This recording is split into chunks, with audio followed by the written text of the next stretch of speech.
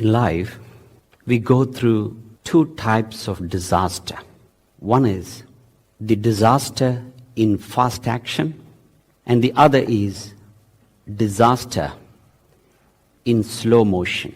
The disaster in slow motion is far more dangerous than the disaster in fast action, especially when it comes to our marriage, our relationship, our health, and everything that touches you personally. To demonstrate that concept, I'd like to explain an experiment that was done.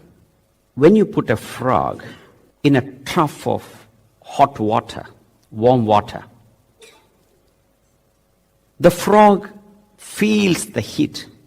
It experiences the sudden temperature, and it attempts to jump out of the trough. But if you place the same frog in a trough of normal water and you gradually increase the temperature, the frog does not realize the increment in temperature.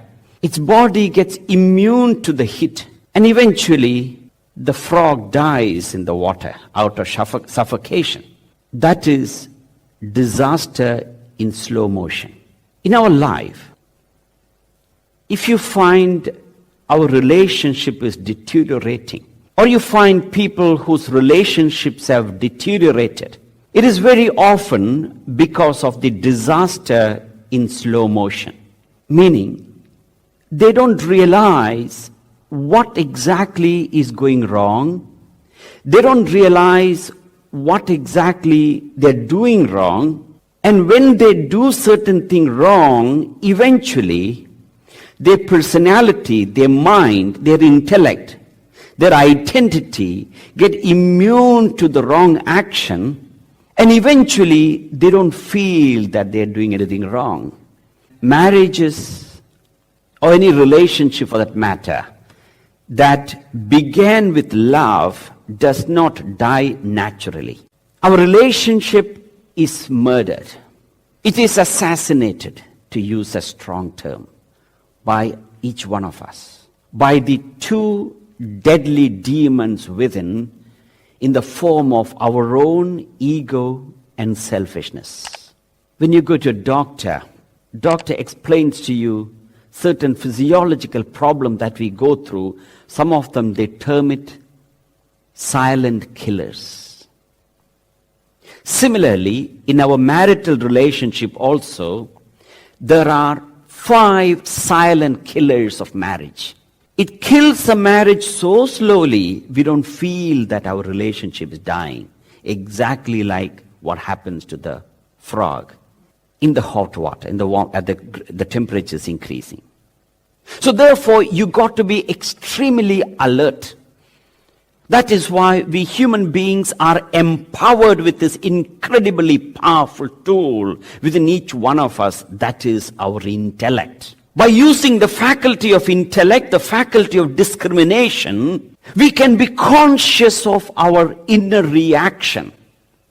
That ability to be aware, that capacity to be conscious of our inner reaction is called self-awareness, or in Sanskrit, it is called Atma Bodha. Atma means self, Bodha means knowledge. It is the ability to be aware of our reaction. That is what you do have control over. When your spouse reacts in a particular way, you have no control over his or her behavior, but you do have control over your reactions. So by using this faculty of self-awareness, Atma Bodha, you can be aware of your inner world. Animals are denied that faculty. Animals are only observant of the external world. They just observe, they just watch. But many of us, in that animal state, we only focus upon the outside and we do not worry about the inner reaction within.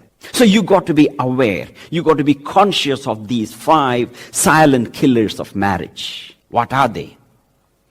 Number 1, our own selfishness. Marital relationship is destroyed by our own selfishness. One is Relationship dies out of starvation. The other one is relationship dies out of our own ego and selfishness. The number one killer of our marriage is our selfishness. Selfishness is one of the silent killers of marriage. What does the selfishness do? Selfishness creates expectations. When your association with your spouse is based on expectation, that is, you expect your spouse to cater to your selfish personal needs, that is called infatuation or attachment. A relationship that is based on expectation, a relationship that is based on attachment cannot last. It has to die sooner or later. That is the law of human relationship. The second factor that kills silently our relationship is our own ego. And both these deadly demons, ego and selfishness put together, creates anger. And anger eventually leads to violence. Just as there are many emotions that we go through, and every emotion is directed towards a specific organ in the body. When you are wild in anger, it stimulates your organs of action for violence. Just as when a person feels the lust, the blood rushes to certain part of the body for the act of procreation. In the same way, there are different emotions that activates different organs in the body. The third silent killer of marriage is right consciousness. In life, you can focus upon either your duty consciousness or you can focus upon your right consciousness. What exactly is the difference between duty consciousness and right consciousness? When you focus upon that idea, it is my right as a husband, it is my right as a wife, you are treading on the path of right consciousness in the relationship. Today, compared to the older generation, couple focus so much upon right consciousness. That is why the idea of women's lib all came about. Women want to be equal to men. It is never possible. We are engineered differently. A man can never be equal to woman. A woman can never be equal to man. In actual fact, women are far superior than men. They are so ingeniously engineered, incredibly powerful, engineered with a great strength than a man. Some of the fantastic emotions are embodied in a woman, not a man. That is why it takes a woman to reproduce another human being. That requires strength, courage. At the time of birth, the amount of pain that a woman goes through, I don't think a man can endure that. Because women are engineered with incredible endurance, forgiveness, sympathy, compassion, tolerance, and a whole host of benevolent emotions. But when we emphasize the right consciousness, we go wrong.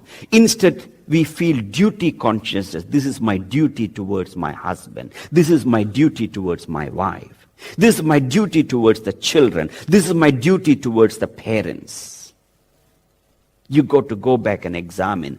Are you living the idea of duty consciousness? Then and then alone, you can recharge, even revive the deteriorated marital relationship. But if you continue to emphasize the right consciousness, sooner or later it dies. The good news is that even at the last breath of death, when it comes to marriage, you can revive it. When we change our attitude from right consciousness to duty consciousness. Largely, the Western world focus upon the right consciousness. Countries like America, being a highly litigative society, the emphasis is more upon right consciousness. They emphasize left side of the wardrobe is mine, right side of the wardrobe is yours. And if you come and stuff your thing on the left side of the wardrobe, which is mine, I will sue you for litigation or encroachment. Are you living this right consciousness? One of the silent killers of marriage. The fourth silent killer of marriage is the attitude of possessiveness, attachment.